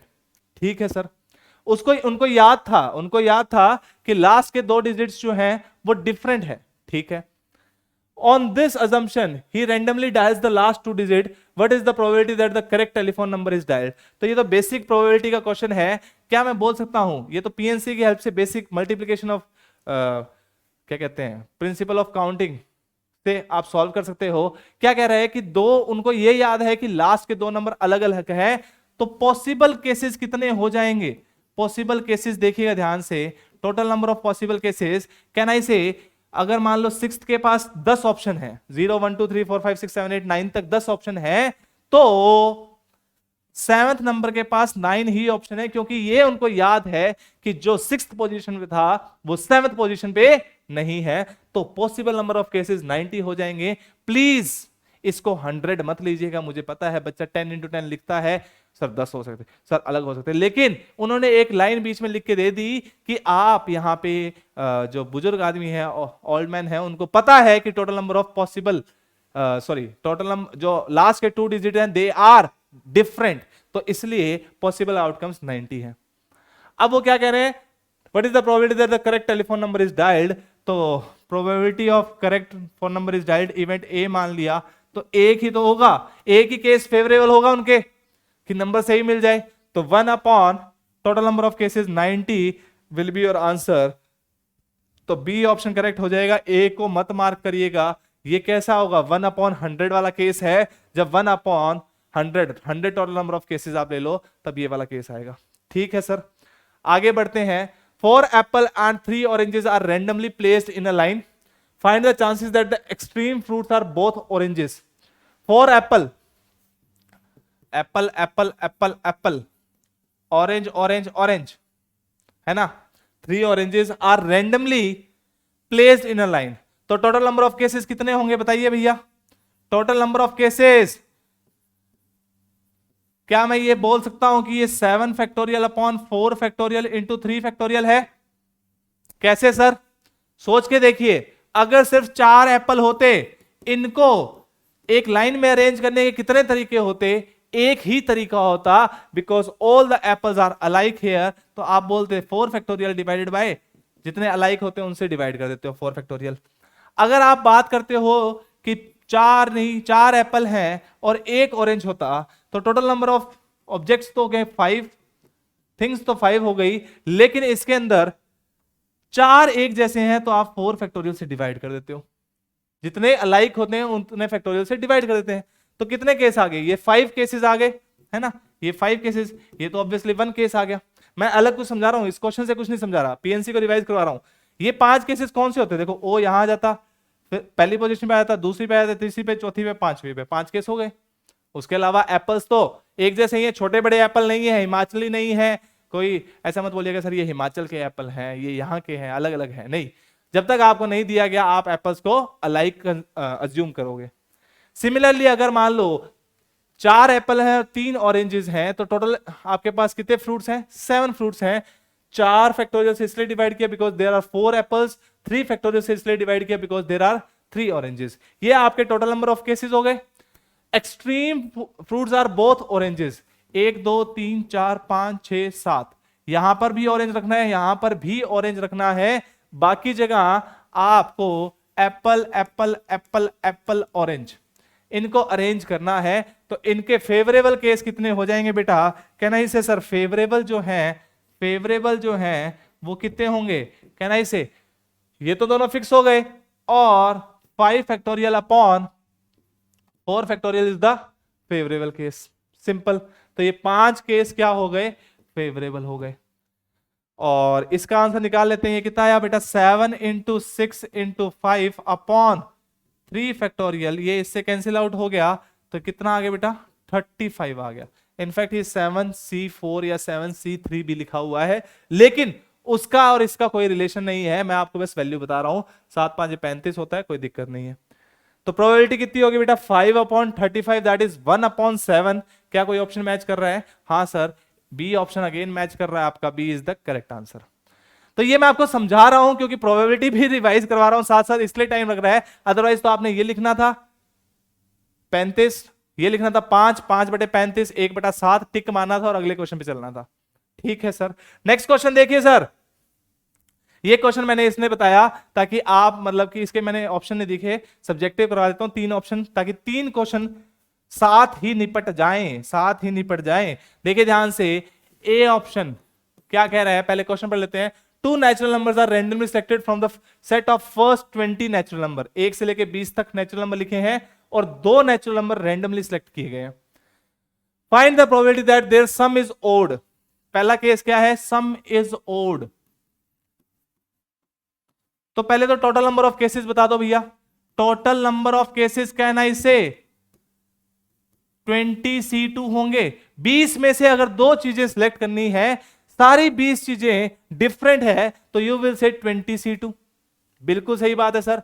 और जिसकी वैल्यू होगी 20 factorial upon 18 factorial upon 2 factorial which is 20 into 19 upon 2 which is 190। तो टोटल नंबर ऑफ केसेस कितने आ गए सर, 190 आ गए। वो तो हमेशा ही 190 रहेंगे, चाहे ए ऑप्शन है, चाहे मतलब सॉरी ए पार्ट है, बी पार्ट है या सी पार्ट है। बिल्कुल सही बात है। The sum is odd. अब सम ओड कब आएगा, सम ओड तभी आएगा जब एक नंबर इवन हो और दूसरा ओड हो। एक नंबर इवन हो और दूसरा ओड हो, तभी सम आपका क्या आएगा बेटा, ओड आएगा, है ना, तभी सम क्या आएगा, ओड आएगा। अब एक इवन नंबर सिलेक्ट करना है, कितने केसेस कर सकते हैं, 10 इवन नंबर है, 10 ओड नंबर है, 10C1 से आप एक इवन नंबर सिलेक्ट कर सकते हो और 10C1 से आप एक ओड नंबर भी सिलेक्ट कर सकते हो, और आपको मल्टीप्लाई करना पड़ेगा। क्यों मल्टीप्लाई करना पड़ेगा दोस्तों, ये चीज समझिए, कि 2 मल्टीप्लाई क्यों करना पड़ेगा, क्योंकि ये इवेंट भी होना चाहिए और ये इवेंट भी होना चाहिए, तभी जाके आपका जो रिक्वायर्ड है ये वाला इवेंट तभी कंप्लीट होगा।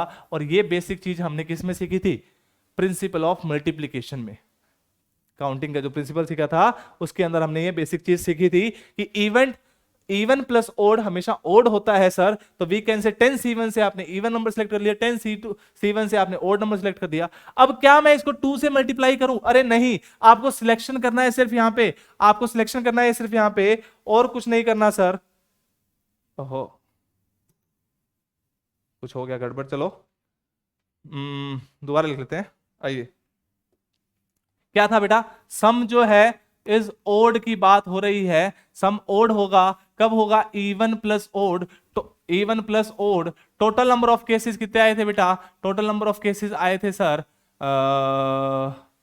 190 आए थे, है ना, हाँ 190 आए थे। तो वी कैन से 10C1 से इंटू 10C1, तो कितना आ जाएगा बेटा आपका, वी कैन से 10 इंटू 10 दैट इज 100, यही तो होगा।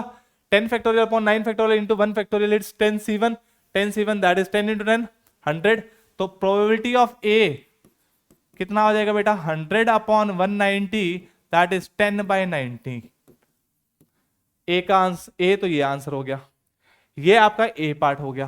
सिमिलरली बी पार्ट की अगर हम बात करें, बी पार्ट क्या है दोस्तों, देखिए ध्यान से, बी पार्ट था सम is even, some is even. अब सम इवन कब आएगा, सम इवन कब आएगा, सम इज इवन, आइए समझते हैं। सम इज इवन सर तभी आएगा अगर सम इवन कब होगा, या तो दोनों नंबर इवन हो जाए, इवन प्लस इवन, और दोनों नंबर ओड हो जाए। ओड प्लस ओड भी इवन होता है, इवन प्लस इवन भी इवन होता है। तो आपको या तो दो नंबर इवन मिल जाए या दो नंबर ओड मिल जाए तो काम बन जाएगा। बिल्कुल सही बात है सर। तो दो नंबर को इवन सिलेक्ट करना है, मतलब दो इवन नंबर सिलेक्ट करने हैं 10 इवन नंबर से तो 10 C2 से, दो ओड नंबर सिलेक्ट करने हैं तो भी 10 C2 से, 10 ही ओड नंबर थे।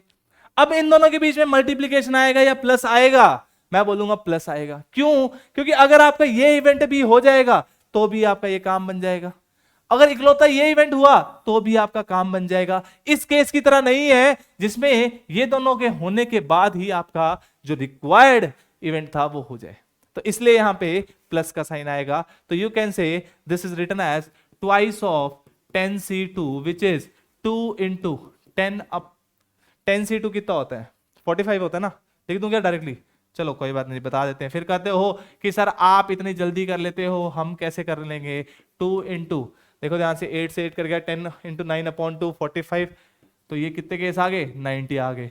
तो प्रोबेबिलिटी ऑफ बी कितना आ गया बेटा, probability of B will be equal to sir ji 90/190 that is 0 से 0 कैंसिल हो गया, 9/19।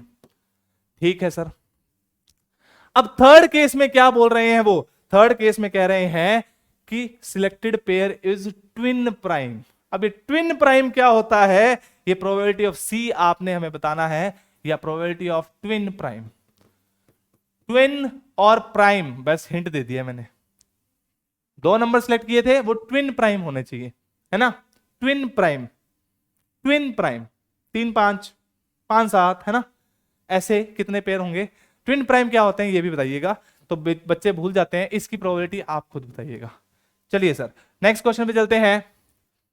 अ pair of dice has been rolled, thrown, cast, once जो भी है, पेयर ऑफ डाइस, दो डाइस को रोल किया गया, ठीक है sir. Probability that at least one of the dice shows the face 1 इज, अब देखिए ध्यान से, इसमें आप समझिए, यहां पे हम यहां पे म्यूचुअली एक्सक्लूसिव का इवेंट का यूज करेंगे, कॉम्प्लीमेंट का यूज करेंगे। कैसे सर, देखिए ध्यान से, दो पेयर ऑफ डाइस, मतलब एक पेयर ऑफ डाइस रोल किया गया है, मैंने इवेंट्स माने, इवन इवेंट माना, इवन डाइस 1 शोज 1, इवेंट 2 माना बेटा, डाइस 2 शोज 1, इवेंट E3 माना बेटा, dice both dice shows 1, both dice shows 1, और इवेंट E4 माना बेटा, E4 इवेंट क्या कह रहा है कि none of the dice shows 1। अब देखो आपको तो ये मैं एक पूरा एक्सप्लेन करके समझा रहा हूं इसलिए टाइम लग रहा है, आपको ये लिखना थोड़ी ना है। आप मान लो कि इवन 1 पे आ गया, 2 पे आ गया, 1 दोनों पे आ गया और किसी पे नहीं आया, आप ऐसे कर सकते हो या डायरेक्टली भी कर सकते हो, लेकिन मैं आपको एग्जांपल दे रहा हूं इसलिए समझाने की कोशिश कर रहा हूं। देखिए ध्यान से, इवन E2 E3 E4 है भैया, हाँ भैया है, वो क्या कह रहा है कि at least one of the dice shows 1, तो ये वाला केस हमारा फेवरेबल हो गया सर, एटलीस्ट 1 का मतलब कम से कम एक। ये वाला केस भी सर हमारा फेवरेबल हो गया सर, ये वाला केस भी हमारा फेवरेबल हो गया सर, लेकिन ये वाला केस तो हमारा फेवरेबल नहीं हो गया कि कोई भी डाइस 1 ना शो करें। और ये चारों इवेंट मिलके क्या मैं बोल सकता हूं एग्जॉस्टिव है पूरे, बिल्कुल सही बात है। तो can I say the required probability is equal to 1 minus the probability of event E4, 1 minus probability of event E4। तो आपको तो डायरेक्टली ये सोचना है कि एटलीस्ट 1 की बात हो रही है, तो आप या तो ये सोचिए कि डाइस 1 के ऊपर आ रहा है, डाइस 2 के ऊपर आ रहा है, या फिर दोनों के ऊपर है। 3 केस को करने की बजाय आप 1 में से वो वाला केस सब्ट्रैक्ट कर दो जहां पे कहीं पर भी डाइस के ऊपर 1 नहीं आ रहा है। ठीक है सर, तो वी कैन से 1 माइनस, अब 1 नहीं आने का मतलब क्या हुआ सर, कि बाकी कोई भी आ सकता है। None of the dice shows 1, तो total number of cases 36। Favourable कितने हो गए, E4 के फेवरेबल देखो ध्यान से 25 केस हो जाएंगे कि पहले के पास 5 ऑप्शन, दूसरे के पास 5 ऑप्शन, 2 3 4 5 6 में से 2 3 4 5 6 में से दोनों में से कुछ भी आ सकता है, मतलब 2 3 4 5 6 में से कुछ भी आ सकता है पांचों में से। तो पहले के पास 5 ऑप्शन, दूसरे के पास 5 ऑप्शन, टोटल 25 केस हो गए, और ये 25/36 E4 की प्रोबेबिलिटी होगी। इसको 1 में से अगर सब्ट्रैक्ट कर दूंगा तो आपको रिक्वायर्ड प्रोबेबिलिटी मिल जाएगी। तो ये आ जाएगा 36 माइनस 25/36। मैं मान रहा हूं ये चीज समझिए आप, 11/36, कि यहां पे मैं आपको कंसेप्ट सिखा रहा हूं। अभी पेपर के दौरान कैसे अटेम्प्ट करना है वो आपको थोड़ा लेट समझाऊंगा। वो मतलब कि कल जो स्टार्टिंग करेंगे हम ऐसे ही बहुत सारे क्वेश्चन, प्रीवियस ईयर के क्वेश्चन देखेंगे, और फिर हम क्या करेंगे बेटा, हम इसी के ऊपर क्वेश्चंस को जल्दी कैसे अटेम्प्ट करेंगे वो समझाऊंगा आपको। आप पहले प्रैक्टिस करिए, practice makes a man and a woman perfect, है ना सर। वुमन वाला तो आपने ऐड कर दिया, हाँ बिल्कुल ऐड कर दिया भैया, क्योंकि आपको तो पता ही है। हाँ बिल्कुल सर, हमने भी नोटिफिकेशन देखे हैं तो हमें तो पता ही है सर। नेक्स्ट देखिए ध्यान से, अ लीप ईयर नहीं है बेटा, अ लीप ईयर है। ठीक है, a leap year is selected at random, find the probability that it has 53 Sundays. Okay जी, लीप ईयर क्या होते हैं, किसी को अगर ये डाउट है लीप ईयर, तो उनके डाउट क्लियर कर लेते हैं। रीजनिंग अगर आप लोगों तो पढ़ी नहीं होगी, लेकिन रीजनिंग में ये बहुत आता है। लीप ईयर के 2 कंडीशन होती हैं, non century year, non century year. अच्छा पहले ये बताना मुझे, अरे नहीं क्या कुछ कर रहा है तू गड़बड़ी। हाँ सर मैंने गड़बड़ी कर दी है, देखिए ध्यान से, देखिए ध्यान से, मैं क्या कह रहा था बेटा कि लीप ईयर और नॉन लीप ईयर का कंसेप्ट समझ रहे थे। लीप ईयर, लीप ईयर अगर हम बात करें लीप ईयर की, तो बताना जैसे मान लो 2100 आने वाला है ना, 2100 कब, अभी तो बहुत दूर है सर, 2100 है ना, क्या वो लीप ईयर होगा? बिकॉज लीप ईयर तो 4 से डिविजिबल होता है, डिविजिबल बाय 4। नहीं सर ऐसा नहीं होता, हमें पता है सर, डिविजिबल बाय 4 ऐसा नहीं होता। क्या होता है लीप ईयर बता दीजिएगा मुझे। ठीक है बता देंगे सर, कोई दिक्कत नहीं है। चलिए, लेकिन सर आपको ये तो पता ही है लीप ईयर में कितने डेज होते हैं। We can say sir 366 days होते हैं। बिल्कुल सही बात है सर, बिल्कुल सही बात है सर। और वो 53 संडेज की बात कर रहा है, तो देखिए ध्यान से, कह रहा है इसे 52 वीक्स तो होंगे ही होंगे, 52 वीक्स होंगे, 52 इंटू 7 करेंगे तो कितना आ जाएगा बेटा, 364 आ जाएगा। अब जो 2 दिन बचे, मतलब 52 वीक्स का मतलब क्या हुआ, 52 टाइम्स तो हर एक डे आएगा ही आएगा। अब जो 2 दिन बचे, वो 2 दिन Monday Tuesday, Tuesday Wednesday, Tuesday Wednesday, Wednesday Thursday, Thursday Friday, Friday Saturday, Saturday Sunday, Sunday Monday, Monday Tuesday, वहां से आ जाएगा। इनपॉसिबल केसेस में कुछ हो सकता है, बिल्कुल सर। अब वो कह रहे हैं कि 53 संडेज हो जाए, तो पहले तो आप प्रोबेबिलिटी ऑफ ए की बात हो रही है, इस क्वेश्चन को तो याद रखना दोस्तों, ठीक है ना। हाँ सर, ए की बात हो रही है, 53 संडेज, 53 संडेज कहां कहां आएंगे, एक यहां आ सकता है, एक यहां आ सकता है। टोटल नंबर ऑफ केसेस 1 2 3 4 5 6 7, और 2/7 विल बी योर आंसर। चाहे संडे सैटरडे संडे आ जाए, सर संडे मंडे आ जाए, मुझे कोई फर्क नहीं पड़ रहा। अब ये मत कह देना कि सर संडे संडे आ जाए, है ना। ठीक है सर, ओके। अगर हम प्रोबेबिलिटी ऑफ बी की बात करें, बी क्या कह रहा है, 53 Mondays and Sundays and Mondays, मतलब इस केस में ये वाला ही फेवरेबल होगा, सिर्फ संडे मंडे वाला, तो वी कैन से 1/7। और सी क्या कह रहा है, प्रोबेबिलिटी ऑफ सी क्या है, 53 संडेज और 53 मंडेज।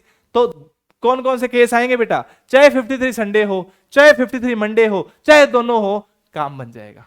ठीक है सर, ओके सर जी, सर जी ओके, वो देखा क्या आप लोगों ने? ये वाला देखा क्या? हाँ सर, देखा देखा, हमने देखा। कौन है ये? कहाँ कहाँ से आते हैं सर वो वाले लोग? अरे आसिम सर थे तो, हाँ वो वाला। ठीक है सर। देखिए ध्यान से, संडे मंडे क्या चाहिए? 53 संडे चाहिए। तो ये वाला केस फेवरेबल हो गया, ये वाला फेवरेबल हो गया, और ये वाला भी फेवरेबल हो गया, क्योंकि कोई भी मंडे आ जाए चाहे संडे आ जाए चाहे दोनों आ जाए हमारे फेवरेबल केस होंगे। तो 3/7 will be your answer. Leap year का बता दीजिएगा मुझे। A card is drawn randomly from a well shuffled pack of 52 cards. The probability that the drawn card is neither a heart nor a face card. Face card कितने होते हैं? Face card sir 12 होते हैं। जे के Q face card में आते हैं, तो फेस कार्ड तो 12 हो गए सर। हार्ट की बात करें तो वो कितना होते हैं सर? ये 13 होते हैं क्या? हाँ, है ना? ये अंग्रेजी वाले हैं बेटा, ये पान नहीं है, ठीक है? ये पान नहीं है, ये हार्ट है। और स्पेड नहीं है, हुक्म नहीं है, स्पेड कहलाते हैं उसको। ईंट नहीं कहते बेटा, डायमंड कहते हैं। तो ये चीज याद रखिएगा आपको। एक और कौन सा रह गया? जो भी रह गया ठीक है। तो हार्ट कितने होते हैं? 13 होते हैं सर। फेस कार्ड कितने होते हैं? 12 हो गए टोटल फेस कार्ड। टोटल ये 12 हो गए, तो 12 + 13 25/52 इज द रॉन्ग आंसर, है ना? A card is drawn randomly, तो total number of possible cases तो कितने हो गए सर? 52 आएंगे। लेकिन अगर एक हार्ट की बात हो रही है तो वो 13 हो गए।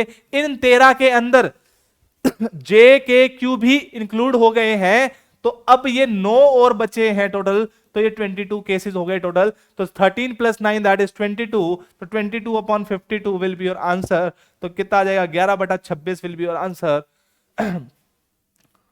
22 नहीं है सर, देखें ध्यान से। 22 ये हो ना, 9 ये है बेटा, 13 ये है, तो 22 ही पॉसिबल हुए। 13 + 9 कितने हो गए? 22/52, 11/26, which is not any option, which is not any option. तो इस ऑप्शन को चेंज कर लेते हैं और हमारी टेक्निक देखिए ध्यान से। आंसर ये हो जाएगा, है ना?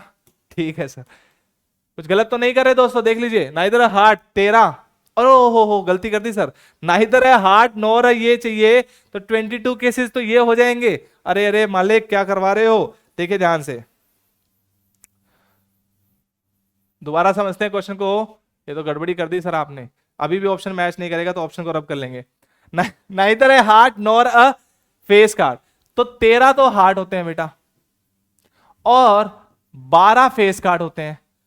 ये नहीं होने चाहिए, ये पूछा है नाइदर हार्ट नॉर अ फेस कार्ड। तो अगर इन दोनों का केस देखें तो क्या ना इसे 22 टोटल हो जाएंगे ये, और ये ना हो मतलब कि इनके अलावा कुछ भी आ सकता है। इनके अलावा क्या बचा बेटा? 30 कार्ड्स अलग बचे, तो 30/52 will be your answer, that is 15/26। तो D option is the correct one. जल्दी नहीं करनी कि मानना नहीं है कि क्वेश्चन बहुत इजी है। इजी क्वेश्चन में भी गड़बड़ी हो सकती है, जैसे अभी हमने कर ली, है ना? ठीक है सर, तो बिल्कुल सही। 22 ये टोटल हो गए बेटा, और 22 नहीं होने चाहिए, तो मतलब बाकी 30 हो सकते हैं। 30/52 खत्म हो गया 15/26। नेक्स्ट क्वेश्चन देखिएगा ध्यान से। Fair dice is rolled twice, let A and B event be the sum of two rolled equal to 6, and let B be the event that the same number comes twice, same number come twice। ठीक है, ठीक है sir. what is a/b? Conditional probability का case आया है, a/b की बात हो रही है। क्या मैं बोल सकता हूं p of a intersection b upon pb लिखा गया? ये बिल्कुल सही बात है सर। a इवेंट क्या है? Sum of two numbers is equal to, sum of two numbers equal to 6 है। Sum equal to 6, sum of two equal to 6। और बी इवेंट क्या है? सेम नंबर हो, सेम नंबर कम्स। तो पहले probability of B निकालते हैं। Can I say probability of B, can I say favourable cases कौन कौन से हो जाएंगे इसमें? 1 हो जाएगा बेटा, 2 आ जाएगा, 3 आ जाएगा, 4 5 6 6, है ना? ये ही पॉसिबल केसेस होंगे फेवरेबल। तो can I say probability of B will be 1/6। ठीक है sir. Sum is equal to 2, तो इसमें फेवरेबल केसेस कौन कौन से होंगे? कैन आई से दिस कि सम 6 कब आएगा? जब 1 5 आ जाए, 2 4 आ जाए, 3 3 आ जाए, देन यू हैव 4 2 आ जाए, 5 1 आ जाए, है ना? ये फेवरेबल केसेस आ जाएंगे आपके जब ए की बात करें। और ए इंटरसेक्शन बी की बात करें सो इकलौता एक ही केस आ रहा है जो कि क्या है? फेवरेबल, मतलब फेवर में आ जाएगा दोनों में, ए इंटरसेक्शन बी में। तो probability of A intersection B कितनी आ जाएगी? बहुत इजी हो गया। Probability of A intersection B कितनी आ गई सर? 1/36 आ गई। ए इवेंट क्या कह रहा है? Sum of the two rolls be 6। 6 का पास आता है 1 5 2 5 3 3 3, सॉरी 1 5 2 4 3 3 4 2 5 1, यही केस आ सकता है। 6 0 मत लिख दीजिएगा। तो ए इंटरसेक्शन बी कितना आ गया? 1/36। ये पूरा एक्सप्लेनेशन देके आंसर निकाल रहे हैं बेटा। अब आंसर निकाल लीजिए। 1/36 डिवाइडेड बाय 1/6, तो कैन आई से दिस इज 6/36, दैट इज 1/6। तो क्या ऑप्शन मैच कर रहा है? हाँ सर, ऑप्शन मैच कर रहा है। A will be your correct answer. A क्या हो जाएगा बेटा? करेक्ट आंसर हो जाएगा। कोई दिक्कत नहीं है सर, अभी तो टाइम बचा हुआ है ना? कहां सर, कहां टाइम बचा हुआ है? चलिए सर नेक्स्ट क्वेश्चन देखते हैं। चलिए नेक्स्ट क्वेश्चन देखते हैं। देखिए नेक्स्ट क्वेश्चन क्या कह रहा है? In a class 30% of students fail in physics, वाह। 25% फेल इन अच्छे से subject, and 15% fail in both physics and maths. वाह सर, क्वेश्चन भी ऐसा लेके आते हो आप, है ना? दुखती रग पे हाथ रखते हो। ठीक है, तो कैन आई से अगर इवेंट ए मान लिया जो कि फिजिक्स में फेल होने वाले हैं, तो 30% है। 30% का मतलब 30/100, तो प्रोबेबिलिटी कितनी है? मतलब 0.3 वैल्यू है पी ऑफ ए की, 0.3 हो गई। सिमिलरली बी को अगर मैथ्स में मान रहे हैं तो ये कितना आ जाएगा? 0.25 आ जाएगा सर प्रोबेबिलिटी। बिल्कुल सही बात है। और अगर बोथ ए एंड बी की बात करें, probability of A intersection B की बात करें, तो वो कितना आ जाएगा sir? 15%, that is 0.15। If a student is selected at random and failed in mathematics, mathematics में फेल हो चुका है भाई साहब, ठीक है, find the probability that he failed in physics also. तो मतलब कि क्या निकालना है हमें? कि फेल्ड इन मैथमेटिक्स, मैथमेटिक्स हो चुका है भैया, तो बताइए कि ए के होने के चांसेस कितने हैं? तो you can say A intersection B upon P of B की बात हो रही है। मैथमेटिक्स में फेल्ड हो चुका है, फिजिक्स में भी फेल हो जाए, हम तो डूबेंगे सनम, आपको भी ले डूबेंगे वाली कहानी है यहां पे। तो we can say A intersection B की बात हो रही है, वो कितना है बेटा? 0.15 है। और पी बी की बात हो रही है, वो कितना है बेटा? 0.25 है। तो कितना आ गया ये? कैन आई से 3/5 is the correct answer. 3/5 is your option. तो बी ऑप्शन करेक्ट हो गया, है ना? हम तो डूब गए सनम, मैथमेटिक्स में हमारी नैया डूबी, तो फिजिक्स में भी हम डुबा के चलेंगे। तो बताइए कितना आंसर आया? 3/5 आंसर आया। ठीक है सर। चलिए सर नेक्स्ट क्वेश्चन देखिए ध्यान से। ये क्वेश्चन आपके लिए होमवर्क है। यस और नो में इसका आंसर देना है, यस और नो में आंसर देना है। कैसे चेक करोगे भैया कि इंडिपेंडेंट इवेंट्स है या नहीं है? तो आप बता दोगे कि हाँ जी इंडिपेंडेंट है या नहीं है। ये आप कैसे बताओगे बेटा? इंडिपेंडेंट इवेंट्स है या नहीं, कैसे बताओगे बच्चे? सर ये हम बताएंगे ए इंटरसेक्शन बी की हेल्प से। किसकी हेल्प से? ए इंटरसेक्शन बी की हेल्प से। यस और नो की बात हो रही है। A dice roll is the event number of appearance multiple of 3, even find the whether E and F are independent. वैसे ही देख के बता दोगे तो क्वेश्चन। चलिए ठीक है सर, नेक्स्ट क्वेश्चन की बात कर रहे हैं बेटा, देखिए ध्यान से। चलो ये भी आपको होमवर्क दे देते हैं, थोड़ा सा मेहनत करोगे तभी तो मजा आएगा। होमवर्क क्वेश्चन है बेटा, दोनों इंडिपेंडेंट के मैंने होमवर्क दे दिए। पिछले वाला तो साफ साफ दिख जाएगा, यहाँ पे आपको मल्टीप्लिकेशन करके चेक करना पड़ेगा, है ना? मल्टीप्लिकेशन करके चेक करना पड़ेगा। तो आपको मैंने कंडीशन करवा दी है। नेक्स्ट क्वेश्चन की तरफ चलते हैं। इंडिपेंडेंट इवेंट्स की कहानी आपको समझ में आ गई होगी। नेक्स्ट क्वेश्चन देखिएगा दोस्तों। ए इंटरसेक्शन बी की वैल्यू अगर ए इंटू बी, मतलब that is probability of A intersection B is equal to P A into P B, तो फिर वो इंडिपेंडेंट इवेंट्स का केस हो जाएगा। ठीक है सर, ये क्वेश्चन हम कर लेंगे। नेक्स्ट क्वेश्चन देखते हैं ध्यान से। अ pair of dice is throne, find the probability that either of the dice shows 2 if some is 6। अब आपको समझना पड़ेगा ये किसका केस आ गया, कंडीशनल का केस आ गया। इवेंट ए क्या है, इवेंट ए क्या है, either of dice shows, either shows 2, है ना, आइदर डाइस शोज 2, ठीक है सर। और इवेंट बी क्या आ गया, सम इज 6। अब आपको निकालना क्या है, find the probability of either of A, that is A upon B निकालना है, that means P of A intersection B upon P of B निकालना है। तो पहले आप पी ऑफ बी की बात करिए। बी के फेवर में कितने केसेस हैं, कहना इसे 1,5, 2,5, 2,4 सर, 2,4, 3,3, 4,2 एंड 5,1। तो कहना इसे प्रोबेबिलिटी ऑफ बी जो हो जाएगी, प्रोबेबिलिटी ऑफ बी कितनी आ जाएगी बेटा, कहना इसे 5/36, बिल्कुल सही बात है। और either dice shows 2 and B का इंटरसेक्शन की अगर हम बात करें तो कौन कौन सा केस आ जाएगा बेटा, सिर्फ ये केस आएगा बेटा, एक ये वाला और एक ये वाला, यही तो दो केस फेवरेबल आ जाएंगे जो इन दोनों के इंटरसेक्शन में होंगे। तो इसकी ये प्रोबेबिलिटी कितनी आ जाएगी, 2/36 आ जाएगी। तो फाइनल आंसर कितना आ जाएगा, 2/5। ये क्वेश्चन हम पहले भी देख चुके हैं, सेम टाइप का ही क्वेश्चन था। चलिए कुछ प्रीवियस ईयर क्वेश्चंस कर लेते हैं बेटा, देखिए ध्यान से। The most probable number of heads in 80 tosses of a biased coin. अब यहां पे बोल दिया कि कॉइन क्या है, बायस्ड है। Given that the probability of head in a single toss is 3/5। देखो सिंगल टॉस में 3/5 प्रोबेबिलिटी है हेड की। ऑब्वियस ही बात है ये favourable upon total number of cases होता है, ठीक है। टोटल नंबर ऑफ केसेस, ये 5 की वैल्यू कितनी दे रखी है, 80 यूनिट्स। आप ऐसे मानिए क्योंकि टोटल 80 यूनिट दे रखी है, तो कहना इसे आप एक चीज तो ऐसे कर सकते हो कि इस 5 को मुझे 80 बनाना है तो 16 से मल्टीप्लाई, और 16 से मल्टीप्लाई किया तो डिवाइड भी करना पड़ेगा, तो 48/80 हो जाएगा। हाँ सर, तो अब हमें हेड है, फेवरेबल हेड चाहिए था, प्रोबेबल नंबर ऑफ हेड्स, तो कितना आ जाएगा, 48 आ जाएगा। आप ऐसे समझ सकते हो। क्वेश्चन क्या था बेटा कि एक बायस्ड कॉइन है जिसमें प्रोबेबिलिटी ऑफ हेड कितनी है, 3/5 है। अगर 80 टॉसेस करते हैं तो कितने हेड आएंगे, इसके चांसेस क्या है, मतलब मोस्ट प्रोबेबल नंबर क्या है। तो आप कैसे सोचोगे कि 3/5 प्रोबेबिलिटी दे रखी है हेड की।